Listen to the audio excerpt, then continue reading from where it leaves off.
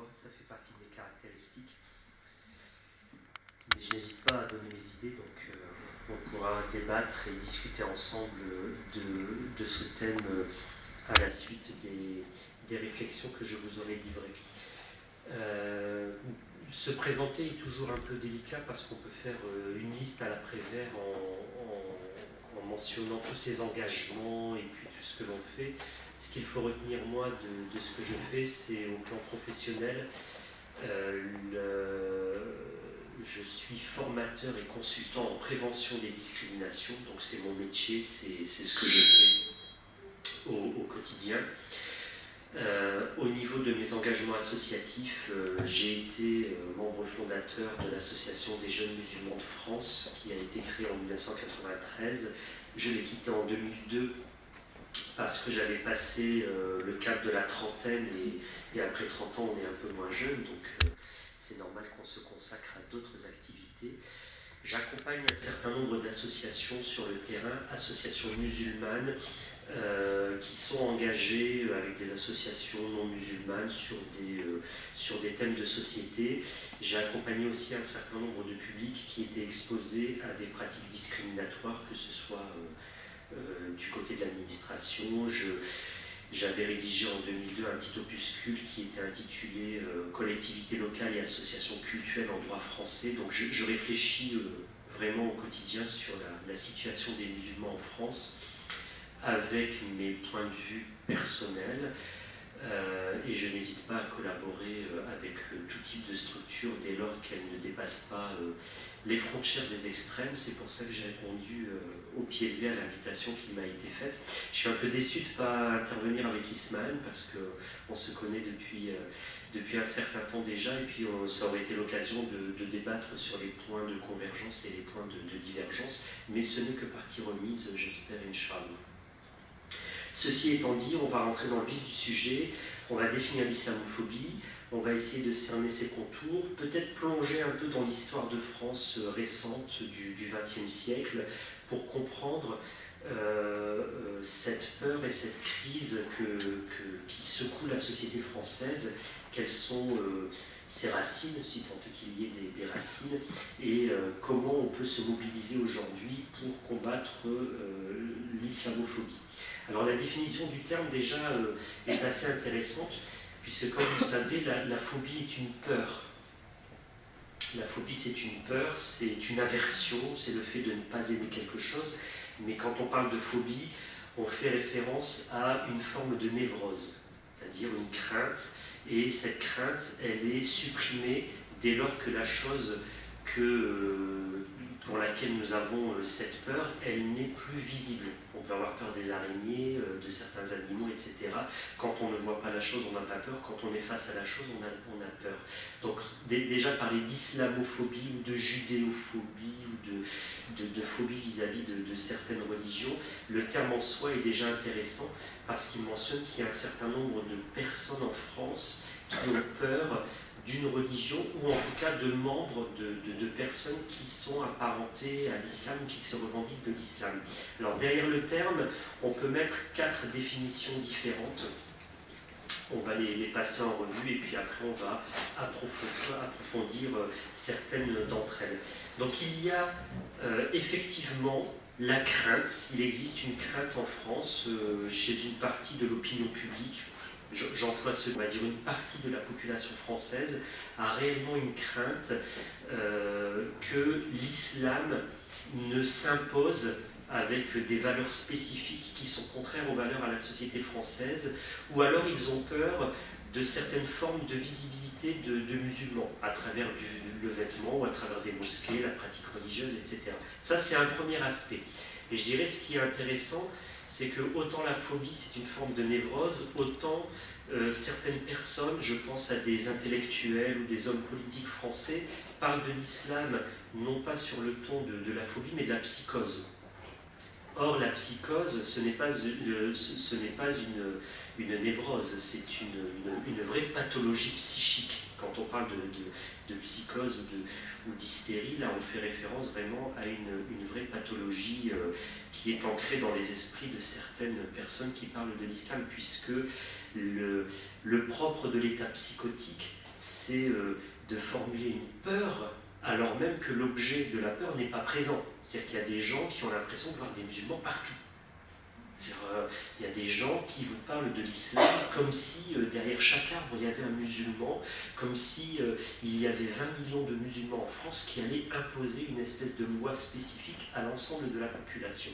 Là, ce n'est plus de la phobie, c'est carrément de l'imaginaire. On est dans l'ordre de la représentation complètement fantasmagorique sur la réalité de l'islam. Disons quand même aussi ici que certains musulmans peuvent avoir des défauts dans leur discours, des lacunes, dès lors qu'ils parlent en laissant supposer aussi que l'islam est une religion assez en position de domination dans la société. Par exemple, quand j'entends des coreligionnaires musulmans dire qu'il y aurait 10 millions ou 12 millions de musulmans en France, on est face à des chiffres qui sont complètement farfelus. La réalité est qu'il existe en France un nombre important, significatif de musulmans, de l'ordre de 4,5 millions à 6 millions de personnes.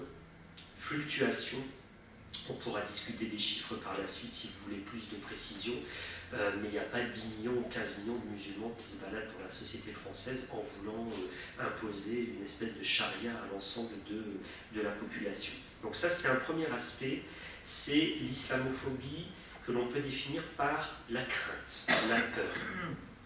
On pourra y revenir par la suite, parce que moi, la position que je soutiens, c'est que parfois des musulmans, par leur discours ou par leur mode de visibilité, peuvent induire aussi de la peur. Il faut qu'on puisse en discuter sans se taper dessus et en posant aussi des problématiques internes aux musulmans. La deuxième définition qu'on peut donner à l'islamophobie, ça renvoie ici au débat d'idées, c'est une forme de haine des gens qui n'aiment pas cette religion.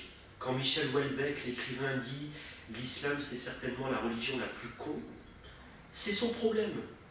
C'est son problème, c'est ses idées, il a le droit de les écrire. Quand un rédacteur en chef d'un grand magazine français, Le Point pour ne pas le citer, dit oui, franchement, je suis islamophobe, je n'aime pas cette religion, c'est son droit. Il a le droit de ne pas aimer, comme j'ai le droit de considérer qu'un végétarien, c'est quelqu'un qui est à côté de la plaque parce qu'il ne goûte pas la bonne viande, comme j'ai le droit de penser que des gens qui n'ont pas les mêmes valeurs, qui ne s'habillent pas comme moi, qui n'ont pas la même religion, etc., ce sont des imbéciles finis ou ce sont des gens qui ont raté leur vie. Ça, ce n'est pas un problème en soi, ça a toujours existé. Le débat concernant l'islam ne date pas d'aujourd'hui, il est ancré déjà depuis le haut Moyen-Âge.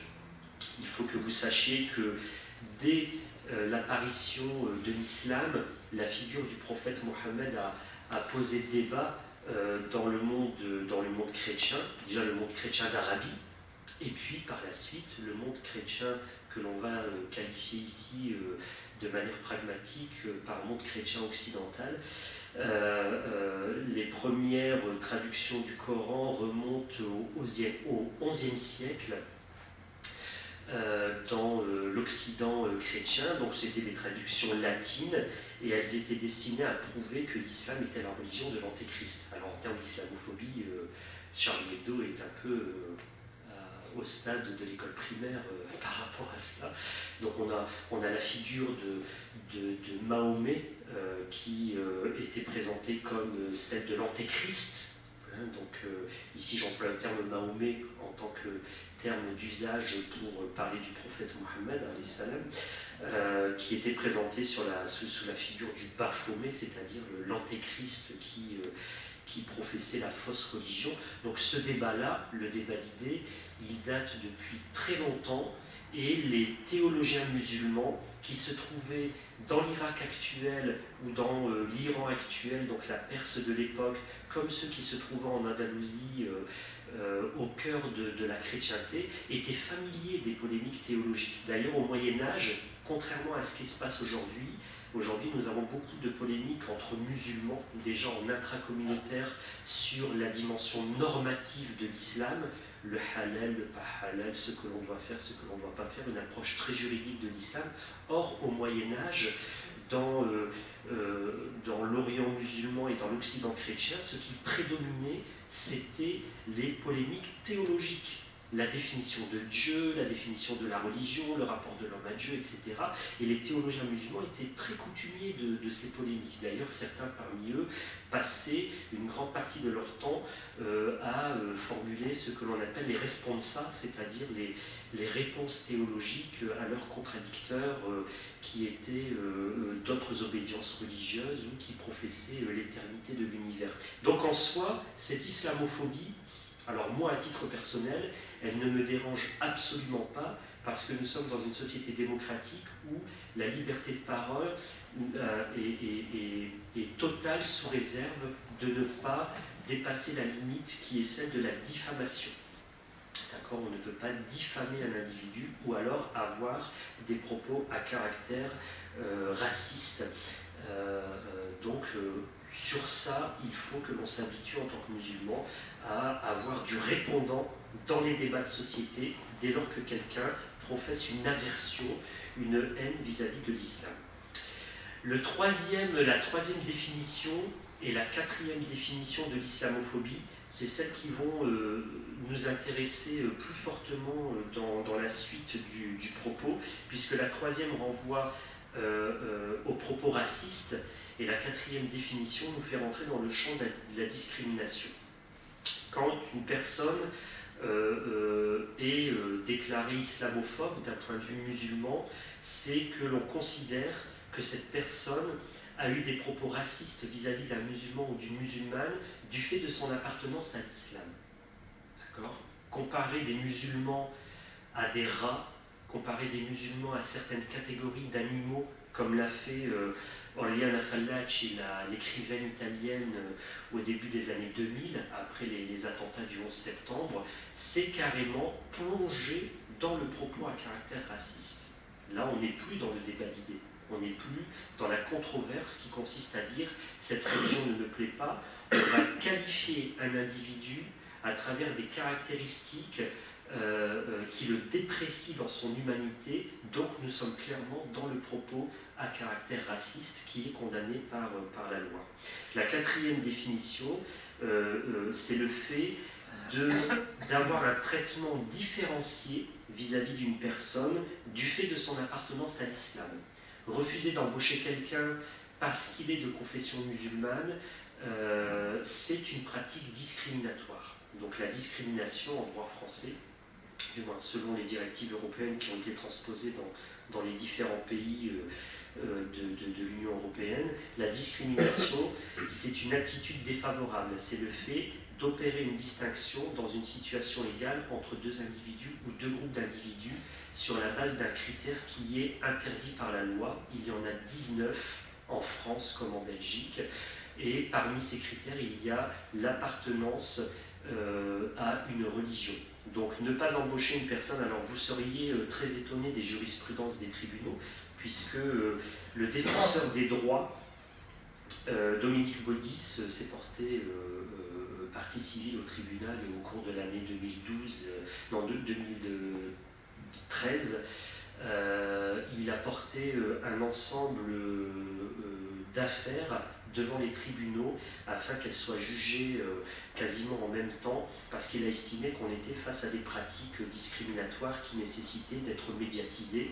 Et notamment, on a un cas qui était assez rigolo d'un propriétaire d'un magasin en région parisienne qui s'affirmait de confession juive et qui a refusé d'embaucher du personnel apparenté à l'islam.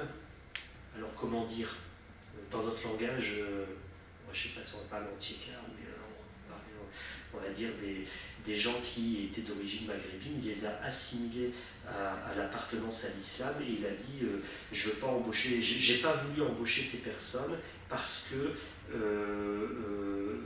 du fait de mon appartenance au judaïsme, je suppose qu'elles m'auraient créé des problèmes dans mon magasin, elles auraient détérioré, en tout cas elles n'auraient pas bien fait le travail. Il a été condamné par les tribunaux pour discrimination. Donc vous voyez que les jurisprudences en France sont très nombreuses et on pourrait évoquer tout un ensemble de cas au plan des discriminations. Donc ça fait 4 définitions différentes du terme islamophobie. C'est important d'avoir en tête ces différentes définitions. C'est très très important parce que nous avons parfois un mélange, notamment quand je discute avec mes coreligionnaires. Donc moi je me positionne en tant que musulman, je suis de confession musulmane, je suis engagé en tant que sociologue, je produis de la connaissance, mais j'accompagne aussi des acteurs associatifs et des gens également, que ce soit pour faire des lettres, que ce soit pour se mobiliser à l'échelle locale contre les discriminations et contre les propos racistes, mais également pour aborder la question du vivre ensemble dans la société. La première chose qu'il faut faire, c'est d'être capable de qualifier ce que l'on voit. Si j'échange des idées avec une personne qui me dit bah, ta religion elle est bidon quand même, hein, vous ne mangez pas de porc, c'est n'importe quoi. Il n'est pas raciste ou islamophobe au sens de ce qui doit être condamné par la loi. Il exprime une idée, cette personne exprime son idée, son point de vue par rapport à ma conviction religieuse. Par contre, si je suis dans une situation de pré-embauche ou de période probatoire dans le cadre d'un contrat de travail et un employeur, voyant que je ne bois pas d'alcool ou je ne mange pas de certaines nourritures, me dit « Est-ce que vous êtes musulman ?» et ensuite il casse mon contrat de travail avec des propos laissant supposer qu'il ne veut pas m'embaucher parce que je suis musulman, là c'est autre chose. Il a été coupable ici, il a été l'auteur d'une pratique discriminatoire. Vous pouvez me dire, ouais, mais je ne pourrais pas le prouver, ça c'est autre chose. Mais en tout cas, son attitude est discriminatoire au sens de la loi. Donc la première chose, c'est déjà de qualifier, dès lors que l'on est en interaction avec des gens, dans une situation polémique, qu'est-ce qui se passe? Et il faut être capable de différencier, ça c'est ce que je fais dans mes formations, moi, quand j'interviens en prévention des discriminations, j'incite toujours les gens à se décentrer par rapport à leur système de valeurs. C'est-à-dire qu'il faut être capable de différencier ce qui peut heurter mon système de valeurs dans une discussion avec des gens. Si je suis avec des amis, des collègues, des gens comme ça, monsieur tout le monde, qui ont un autre mode de vie par rapport au mien, c'est leur choix. Et moi, j'ai mon choix. Donc je peux être heurté, moi, dans mon système de valeurs, mais ne pas être empêché de vivre mon identité religieuse en tant que telle. Ça, c'est un premier cadre. Le deuxième cadre, c'est lorsque je suis stigmatisé par rapport à mon appartenance religieuse. Là, c'est différent. Être victime de propos à caractère raciste, être victime d'attitudes discriminatoires dans le champ du travail ou des services, c'est-à-dire se voir refuser l'accès à un service parce que je suis assimilé ou apparenté à l'islam, là bien entendu c'est autre chose. Ça nécessite de se mobiliser à titre personnel et au niveau associatif aussi parfois pour essayer d'obtenir réparation. Donc les définitions étant posées, on pourra discuter par la suite, bien entendu, lorsque l'on débattra de cela ensemble, des manières d'aborder les débats contradictoires dans la société. Les musulmans, quand je discute avec mes coreligionnaires, se sentent un peu... sont dans une situation un peu... d'agacement parce qu'ils disent oui c'est bien de dire qu'on est dans un débat contradictoire mais nous on n'a pas accès aux médias. Donc effectivement il existe quand même une ligne dominante dans les médias français qui consiste à stigmatiser très facilement l'islam en procédant par des amalgames. Donc les médias bien entendu ont leur part de responsabilité dans la peur que peut nourrir une partie de la société française vis-à-vis de l'islam. Ça, c'est une réalité. On ne va pas revenir sur la une des journaux. Quasiment chaque semaine, un grand quotidien ou un hebdomadaire ou un mensuel français fait sa une avec une problématique liée à l'islam. Mais pas uniquement. Pas uniquement. Si vous suivez l'ensemble des médias français, vous verrez qu'il y a des thématiques cycliques. Il y a des thématiques liées aux religions il y a des thématiques liées aux groupes minoritaires, il y a des thématiques liées aux groupes philosophiques ou idéologiques qui composent la société française. Donc les médias ont comme ça par période leurs unes qui sont faites sur un ou un autre aspect de tous les groupes qui composent la société française. Mais quand même, les musulmans sont assez souvent mis sur la sellette et il y a trop de faits divers qui sont montés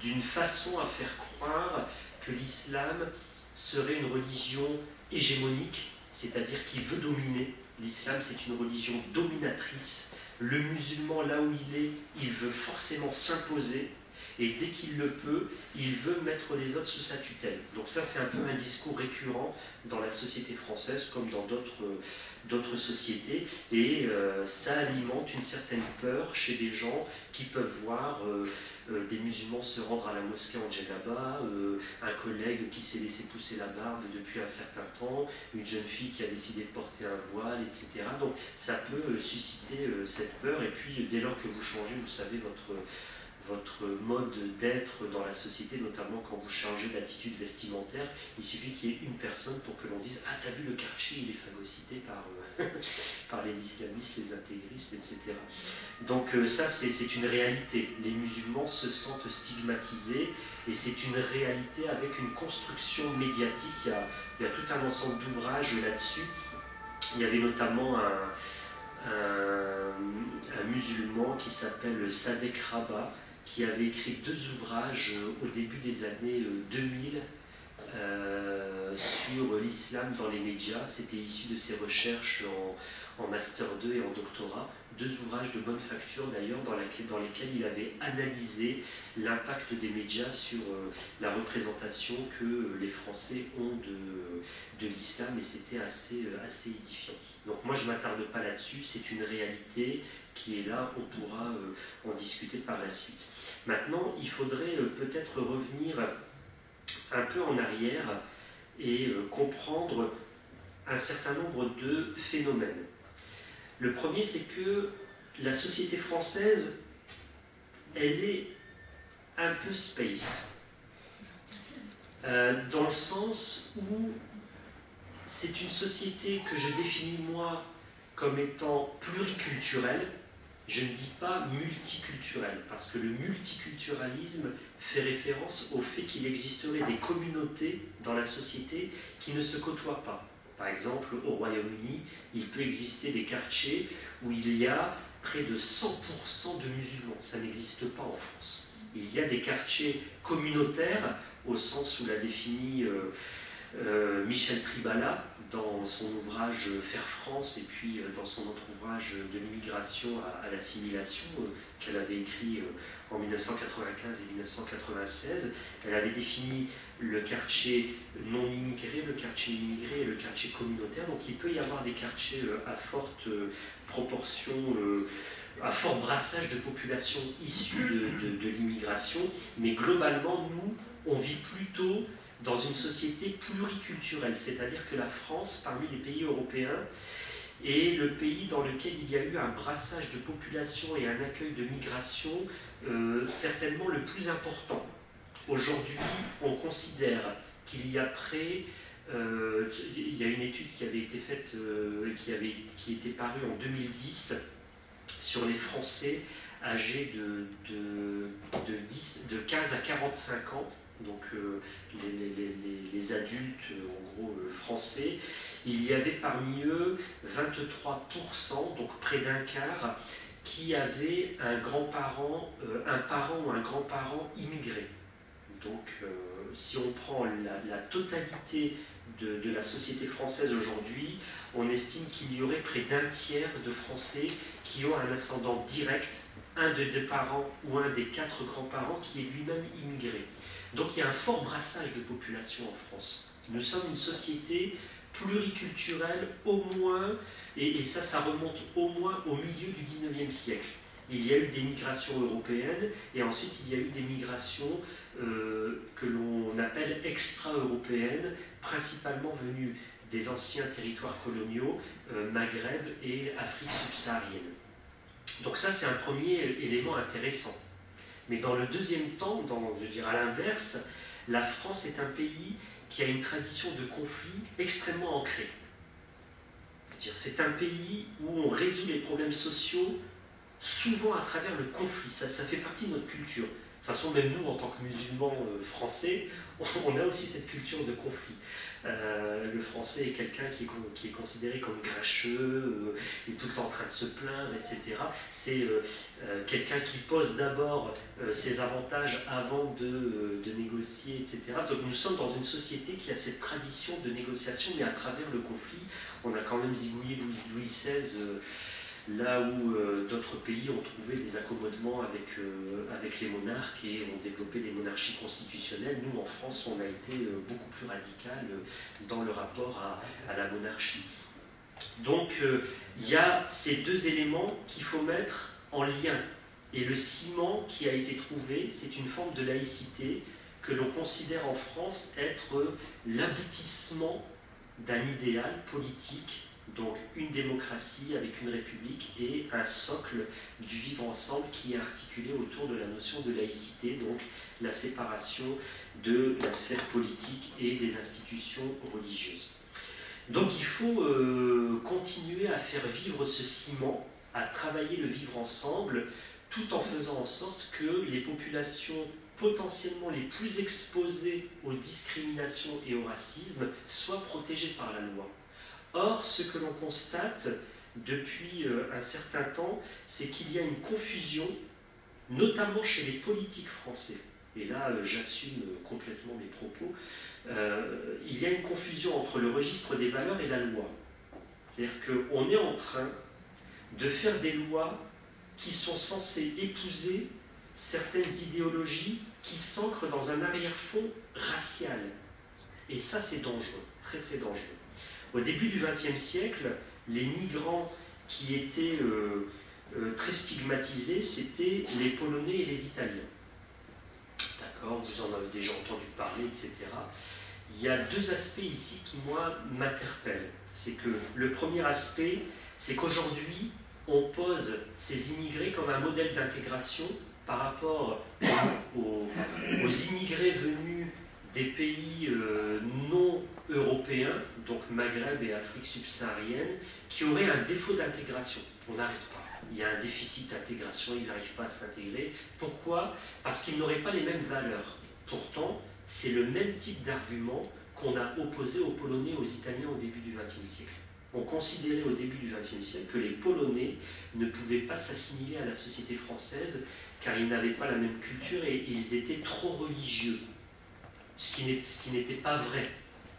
Ce qui n'était pas vrai, c'est que les Polonais étaient présentés comme extrêmement religieux, mais concrètement, dans la classe ouvrière polonaise, c'était pas exactement comme ça que ça se passait. Et pourtant, il y avait une image qui était présentée d'eux, et qui a fait quand même qu'au début des années 30, après la crise de 29, donc dans la période 32-35, il y a eu quand même beaucoup de Polonais qui ont été expulsés du territoire français, parce qu'une partie de l'opinion publique faisait pression sur le pouvoir politique pour expulser des Polonais qui étaient accusés de voler le pain des Français.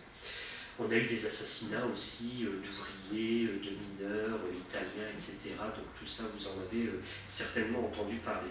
Et à côté de cela, il y avait une catégorie d'individus, ils n'étaient ni immigrés, ni français. On leur donnait un certain nombre de qualificatifs. Donc c'était les indigènes coloniaux, c'était les métèques. Donc on employait des qualificatifs très péjoratifs pour désigner en fait les populations musulmanes qui étaient dans un rapport de tutelle avec la métropole. Elles vivaient dans 3 départements en Algérie, puisque l'Algérie c'était pas une colonie, c'était 3 départements français, ou alors elles vivaient dans d'autres colonies, et l'État mettait complètement ces populations sous tutelle. D'ailleurs, vous seriez étonné de savoir que la préfecture de police de Paris en 1917, avait pris des mesures pour interdire aux musulmans de boire de l'alcool. Parce que les musulmans, ils Ils étaient ouvriers, ils travaillaient dans des usines, certains étaient engagés dans les troupes françaises coloniales, etc. Et il y avait des dispositions qui réglementaient leur circulation et qui les empêchaient de fréquenter les débits de boissons, parce qu'on considérait que quand ils fréquentaient les débits de boissons, ils picolaient trop et puis ensuite ils créaient un trouble à l'ordre public. Donc la République a toujours su plus ou moins s'accommoder de ses propres lois. D'ailleurs, la mosquée de Paris a été construite avec un montage qui défie complètement le droit français, puisque c'est le Parlement lui-même qui a voté la subvention pour construire la mosquée de Paris, une subvention de 500 000 francs à l'époque, en 1924. Donc vous voyez qu'il y a toujours moyen de s'accommoder en République avec un ensemble de dispositions légales. Pourquoi je vous dis tout ça? Parce que par la suite, on va avoir progressivement une image qui va se forger du musulman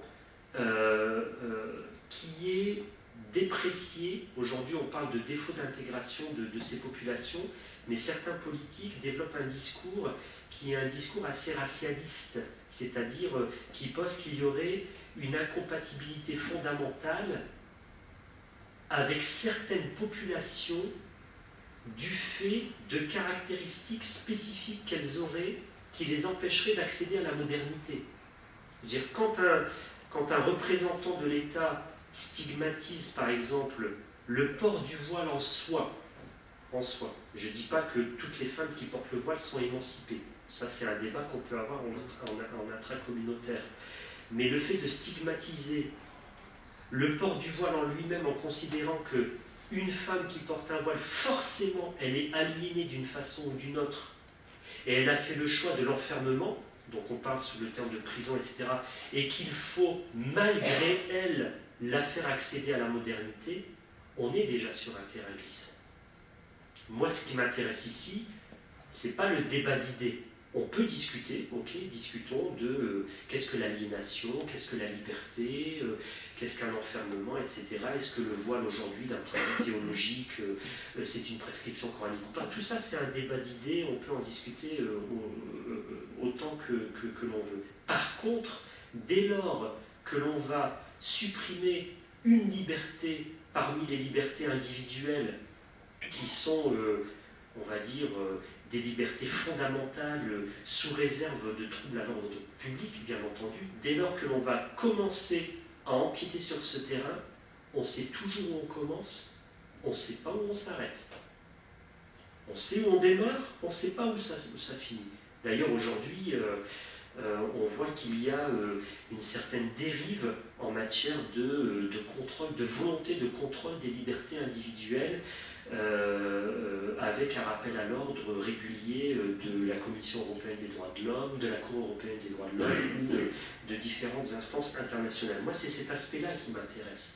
C'est l'aspect liberté individuelle versus exigence du vivre ensemble, avec, bien entendu, la nécessité de cadrer ces libertés individuelles dans les champs de la vie sociale. Donc, après la Seconde Guerre mondiale, va se poser la question du rapport concret de la France avec ses colonies, de la venue en France, en métropole, d'un nombre significatif de personnes apparentées à l'islam. Et bien entendu, aujourd'hui, moi, la position que je soutiens, c'est que ce mélange qui existe entre l'aspect légal, c'est-à-dire le fait de la nécessité d'encadrer le vivre ensemble et cette confusion avec le champ des valeurs et un discours politique qui confond les deux, il a un lien direct avec l'arrière-fond algérien, bien entendu. La guerre d'Algérie n'a pas encore été soldée en France. Ça, c'est la position que moi je soutiens personnellement. Il y a encore une partie de la classe politique française qui perçoit le musulman par le prisme du Noraf, par le prisme du musulman de l'époque coloniale et du musulman de l'époque de la guerre d'Algérie. Ça, c'est un fait. Malheureusement, on ne veut pas le traiter en profondeur comme c'est le cas dans d'autres pays. Je veux dire, il y a d'autres pays qui vivent de manière douloureuse certains aspects de l'histoire. Je pense à l'Espagne avec la période franquiste, je pense à d'autres pays comme ça qui ont encore des problèmes à régler avec des pans de leur histoire personnelle. Nous, en France, on n'a pas encore crevé un certain nombre d'abcès, mais il y a toujours des discours qui plaquent sur les musulmans cet arrière-fond-là, comme si le musulman, il avait une spécificité qui l'empêche de participer à ce vivre ensemble. Et c'est là où on bascule dans le champ de l'islamophobie, avec des propos qui nous font rentrer dans le champ du racisme et d'autres qui nous font rentrer dans le champ de la discrimination. Donc, en ayant dit ça, je peux peut-être dire des choses qui vous heurtent, c'est tout à fait normal, hein. On est là pour échanger des idées, peut-être que je me trompe sur des hypothèses que je formule, vous pourrez apporter votre point de vue dans la discussion que nous aurons ensemble, mais il est important déjà que l'on puisse formuler des hypothèses, dire des choses et pointer du doigt certains types de discours. Souvenez-vous quand même qu'en 2006, c'est bien cela, il y a un député français, si mes souvenirs sont bons, qui a fait un rapport dont je n'ai plus le nom là en tête à l'instant, mais dans ce rapport, il a proposé de déceler le gène de la délinquance chez les enfants de migrants. D'accord ? Donc il a repris les théories sociobiologiques américaines qui posent qu'il existerait des spécificités de certains individus appartenant à des groupes de population qui auraient des gènes spécifiques. Il y a quand même un député français qui a repris ces théories. Quand on a des discours du type « nous vous ferons accéder à la modernité malgré vous parce que vous n'avez pas encore accédé aux Lumières », c'est-à-dire que vous n'avez pas encore compris, vous musulmans, ce qu'est la modernité, et on va vous y faire accéder malgré vous, ça s'inscrit dans tout cet arrière-fond qui consiste à dire « nous possédons la vérité et nous allons la diffuser de par le monde ». Et ça, c'est très problématique. On doit pouvoir décortiquer tout cela. Alors maintenant, il faut se mobiliser, bien entendu. Moi, je fais une critique aux musulmans. Je fais une critique. Je pense que les musulmans se plaignent un peu trop et ils ne sont pas assez actifs. Alors, je m'explique. Il y a beaucoup de musulmans qui attendent le sauveur, le conférencier qui va révolutionner la société, qui va enfin comprendre ce qu'est le vrai islam. Bon, vous pouvez toujours attendre. Ils attendent la personne qui va fédérer les troupes. Donc les musulmans parlent toujours de la communauté. D'un point de vue sociologique, moi je soutiens l'idée qu'il n'existe pas une communauté musulmane. Il existe des communautés de foi, c'est-à-dire il y a une communauté théologique des musulmans qui croient en Dieu, qui partagent une vision de Dieu, mais ils ne sont pas tous unifiés. Déjà il y a des chiites, il y a des sunnites, etc. Et même dans le monde sunnite, il y a différentes représentations de Dieu. Et à l'échelle locale, les musulmans sont très peu capables de se fédérer. D'ailleurs, l'un des premiers éléments que l'on voit, c'est que les mosquées eux-mêmes, les musulmans eux-mêmes, qualifient leurs mosquées par un qualificatif ethnique et non pas religieux. Mosquées des Algériens, des Marocains, des Turcs, etc. Ce qui déjà, pour les pouvoirs publics locaux, est parfois difficilement entendable, puisqu'ils disent on ne comprend pas comment ça marche chez les musulmans. Normalement, une église, c'est une église où on vient prier. Les musulmans, vous avez des mosquées ethniques. On dirait que les mosquées sont réservées pour des groupes particuliers de fidèles. Donc déjà, les musulmans sont dans une contradiction où ils attendent la personne charismatique qui va pouvoir les fédérer ou qui va pouvoir expliquer à leur place ce qu'est le vrai islam, ce qui permet de se déresponsabiliser quand même en partie. Donc il faut prendre sa responsabilité, et moi je suis persuadé que la résolution d'une grande partie de cette vision dépréciée de l'islam va se régler à l'échelle locale en fait. C'est à l'échelle locale qu'on a les clés de résolution des problèmes. Pourquoi ? Parce qu'au niveau national, les enjeux nous dépassent. Et les musulmans font partie des populations, les musulmans font partie des groupes les moins structurés. Ils partagent cela avec d'autres populations. notamment je pense aux gens du voyage, puisque je suis spécialisé aussi en partie sur les questions liées aux gens du voyage. Les musulmans partagent avec comme ça différents types de populations une caractéristique, c'est qu'ils sont faiblement organisés. Donc ils ont une capacité de lobbying qui est extrêmement réduite, alors qu'ils ont, je veux dire, les ressources, ils les possèdent en termes d'individus, etc. J'avais fait un article en 2007 là-dessus. Les ingrédients sont présents, mais les musulmans ont une capacité de mobilisation extrêmement faible. Faut mettre les pieds dans le plat, hein, quand on a ce type de conférence. Et puis mon frère Kader me dit en aparté qu'il existe des musulmans qui diffusent des discours consistant à stigmatiser ce type d'initiative, et en boycottant, je veux dire, on ne va jamais s'en sortir si on n'est pas capable déjà de discuter entre nous et de penser quel type de rapport on entretient avec l'environnement. C'est pas possible. Sauf à considérer que le conférencier Homero, c'est Shaitan en personne. Et même si j'étais Shaitan en personne, vous pouvez prendre, comme dit notre prophète,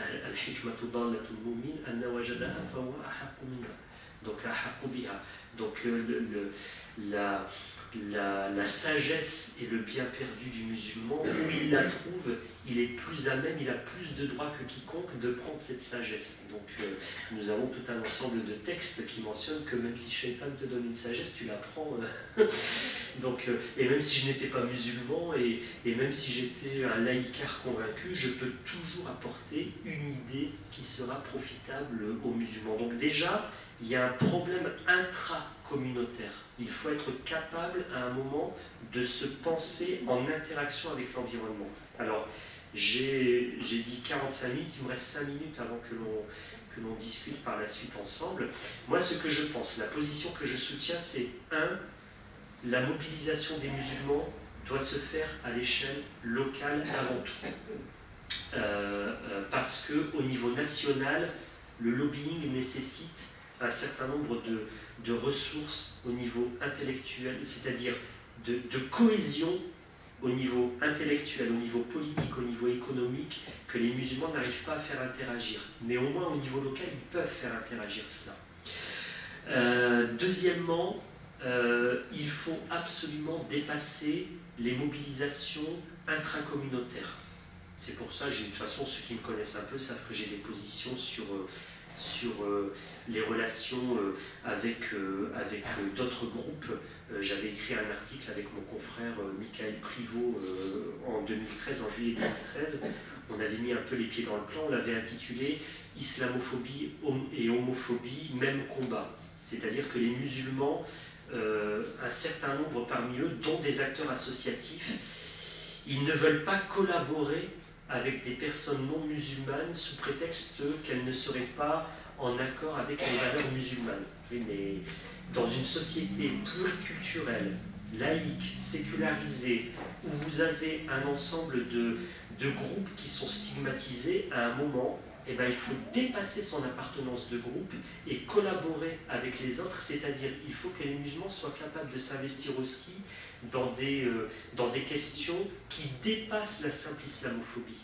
C'est lorsque je suis reconnu comme étant force de proposition et force de collaboration avec les autres que les autres seront plus à même aussi de défendre mes droits et de me protéger si je suis stigmatisé. Par contre, si je revendique et je ne suis pas en collaboration avec les autres, bah c'est là aussi où je peux alimenter la peur. Donc il faut que les musulmans réfléchissent concrètement là-dessus. Alors je vois déjà les arguments qui vont arriver par la suite.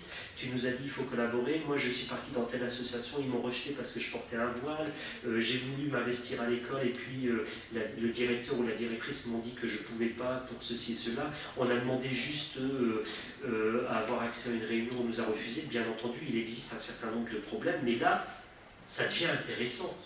Ça devient intéressant parce que dès lors que j'essaye de collaborer avec l'extérieur et je suis confronté à des difficultés, ça m'oblige à aller toujours plus loin et à dépasser la posture de victime.